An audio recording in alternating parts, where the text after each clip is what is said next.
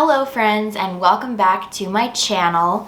It has been a hot minute since I've posted a video, but here we are, it's 2025 and I am ready to ease my way back into the bookish world and to posting. So I'm so excited to be here and I hope you all have been well in the past year.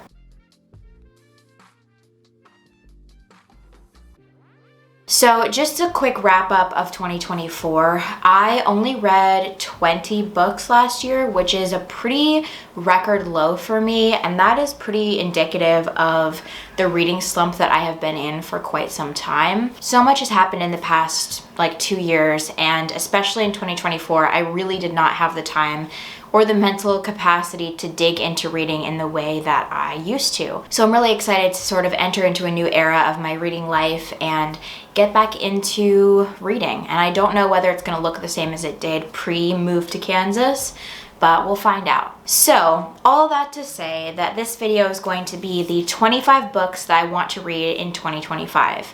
So my overall Goodreads reading goal for this year is 50 books. So we'll see if I'm able to exceed that, but I want to set that as a reasonable goal, but still higher than what I did last year. So hopefully these 25 books will be manageable to do this year. So I want to start out with some short story collections that I'm interested in. Really, I don't have many short story collections on my TBR for this year, though I do have quite a few that are unread on my shelves. But my two must-read short story collections for this year are Peach Pit, 16 Stories of Unsavory Women, and this is edited by Molly Llewellyn, who is a fellow Bookstagram creator. So I'm really excited. This just came in the mail and I'm gonna go through it and read it and hopefully really enjoy it, since there are quite a few authors on this list that I have enjoyed books of before. So that's exciting. And then I have a book that I totally did not know was being released, but I'm very excited about it. It is A Sunny Place for Shady People by Mariana Enriquez. I have talked many times on this channel about Mariana Enriquez and how much I love her other short story collections. This is a translated work, just like the other ones were, and I love the cover. Her covers just keep getting better, I feel like, every time they're released. So I'm really excited to dive back into the translated horror kind of vibe for this and yeah, continue to read everything that she puts out. Next up, we have a few nonfiction reads. I have Screaming on the Inside, The Instability of American Motherhood by Jessica Gross. So this is essentially a book about motherhood and how much it changes a person, the societal expectations of mothers and women, and talks about the sexist and racist underpinnings of our contemporary parenting culture. So it sounds really interesting and informative, and I hope to read this one soon. This next one is actually a current read, and it is Good Inside, A Guide to Becoming the Parent You Want to Be by Dr. Becky Kennedy. This is sort of a gentle parenting type of book, and this doctor talks about her experiences with kids, her own kids, and also kids that she has met with and helped their parents. And it's really interesting so far. I'm like 75% of the way through this, but this was one of the goal books that I had this year, so I figured I would mention it. Continuing on with the psychology theme, I have Tiny Traumas, When You Don't Know What's Wrong But Nothing Feels Quite Right. And it's basically just about the tiny things that affect our mental health and how we may not feel like they're big enough things to actually cause us trauma, but maybe they actually are. So I'm excited to learn about that and see kind of how that plays into our everyday life. So next up, I have a book that I am very, very excited about. It's probably my next nonfiction read, and it is The Age of Magical Overthinking, Notes on Modern Irrationality by Amanda Montell. So as soon as I saw that this book had come out, I knew I had to read it, and I didn't even look at what it was about because I love Cultish by Amanda Montell and I love her writing style. So the description says, in the age of magical overthinking, Montell argues that in the modern information age, our brain's coping mechanisms have been overloaded and our rationality is dialed up to 11. So it talks a lot about like modern culture, pop culture, social media, things like that. And I just think it's gonna be really interesting, so I'm excited to read this. Next up, I have have The Creative Act, A Way of Being by Rick Rubin. This is a library copy, but I may need to purchase my own copy if I love it and want to come back to it and underline things, because I think that this could be a book that I kind of use as a creative Bible, if you will. Lately, I've been kind of getting back into a lot of my creative hobbies like drawing, painting, scrapbooking, things like that. And even in my work with flowers, I feel like all of those things revolve around this idea of the creative mindset and the creative life and how to foster those things. And I think that this is going to be a really great resource for that. So I'm not sure how long it's going to take me to get through this. It's kind of a thick book, and it may be something that I want to kind of work through over the course of the year. So we'll see about that, but I am very excited about it. And the last nonfiction book I have to talk about is Dolls of Our Lives, Why We Can't Quit American Girl by Mary Mahoney and Allison Horrocks. I think I'm saying that correctly. This is basically a nonfiction book about the story of American Girl and the cultural, historical context, as well as how American Girl has kind of shaped our modern culture as girls and women. So I think it sounds awesome. I literally was in the bookstore the other day and I saw this and I was like, I have to buy this immediately, because I was such an American Girl child, not only just in the dolls, but in terms of the actual like stories. I read all of the American Girl books and just devoured every like side book or story that was published. Hello? Hi, this is Corey at the library. How you doing? Good, how are you? That was the library calling. I guess I have a few things to pick up. Anyway, when I saw this book, I knew that I had to get it, and I'm probably gonna buddy read this with my mom and also my best friend, because those are the people who have an attachment to American Girls in my life. So we're definitely gonna enjoy it together. So that is Dolls of Our Lives, and that is the last nonfiction book on my 2025 TBR. So the next section is just fiction, all different kinds of fiction, but there are a few books that I don't physically have, so I will put up a picture for you. But the first one is All Fours by Miranda July. So the description says, a semi-famous artist announces her plan to drive cross country from LA to New York. 20 minutes after leaving her husband and child at home, she spontaneously exits the freeway, beds down in a nondescript hotel, and immerses herself in a temporary reinvention that turns out to be the start of an entirely different journey.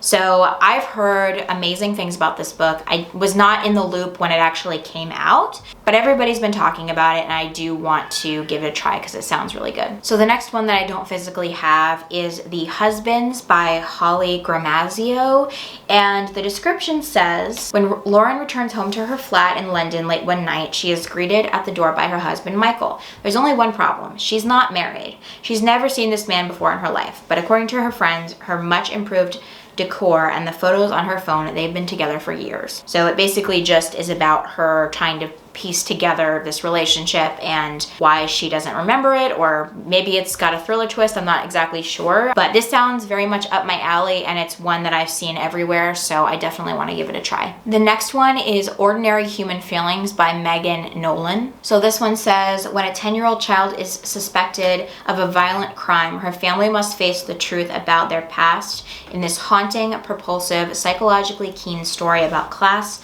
trauma, and family secrets. So I've read another book by Megan Nolan at one point, and I did enjoy it, but honestly, this one has just been talked about absolutely everywhere recently, so I figured I would give it a try and kind of get looped into what everybody's talking about. So the next book is Scaffolding by Lauren Elkin. So this is apparently the story of two couples who live in the same apartment, but with 50 years between them. And it just sounds like a really interesting sort of character study and discussion of place and the transitory nature of renting and moving apartments. It kind of gives me similar vibes to the graphic novel Here, which I absolutely loved and was just adapted into a film this past year. I saw it, it was awesome, but that kind of idea of the same place but multiple people kind of in the space, and the ways in which the space changes with them and the way that they change as they're inhabiting the space. Just a very interesting concept to me, so I definitely want to read Scaffolding this year. And then I have 2 books that have not come out yet but are going to be coming out in 2025. The first one is Disappoint Me by Nicola Dinan. So the description says, after a rough tumble and maybe serious head injury, a disillusioned trans poet falls for a charming corporate lawyer in a love story that grapples with the explosive ghosts of relationships past, romantic and familial. So I heard about this book while watching a Jack Edwards video, and it just sounded really interesting. I don't know a ton more about it, but it's coming out in May, so excited about that. And the last book that I don't have yet is coming out in March, and it is I Want to Go Home, But I'm Already There by Royson Lanigan. I'm not sure if I'm pronouncing that right. Apparently it's just a very spooky and unsettling book about a home that this couple is renting and about their relationship. It's really interesting to think about a horror novel centered around a house or a home that is a rented home, and I think that that's kind of the point of this book.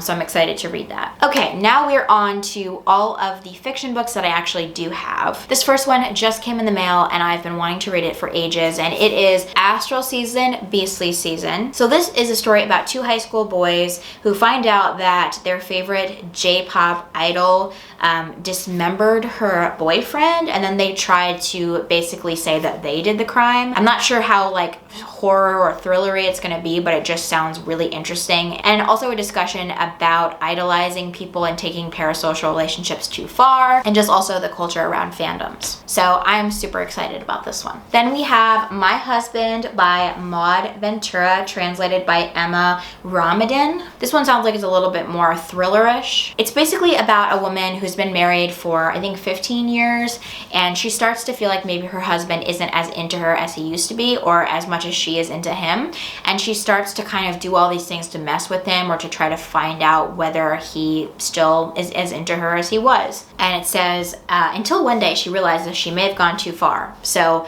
who knows what that means, but that sounds very much up my alley, and I'm super excited. Next, we have a book that I just walked into the bookstore and saw and thought was interesting, and that is Two-Step Devil by Jamie Quattro. So this is about a man who basically discovers a girl like tied up in a car, in an abandoned car, and he ends up taking her with him, and he's sort of like a prophet, and there's some like religious culty vibes with it, and it's also about the relationship between this prophet and the girl. That's basically all I know about it. The writing style seems really great from what I've heard, and I also just love the cover. So that is Two-Step Devil. Next, I have a reread, and I'm still gonna put this on my TBR for next year because I do want to read it, but this is a book about a woman who has to relocate across the country due to her partner's job, and it's about her experience trying to fit in and find her own job and find her own way amidst feeling like her partner doesn't reciprocate her feelings. And there also is a bit of discussion about the Asian American experience within this book, and when I read it I gave it 5 stars and absolutely loved it.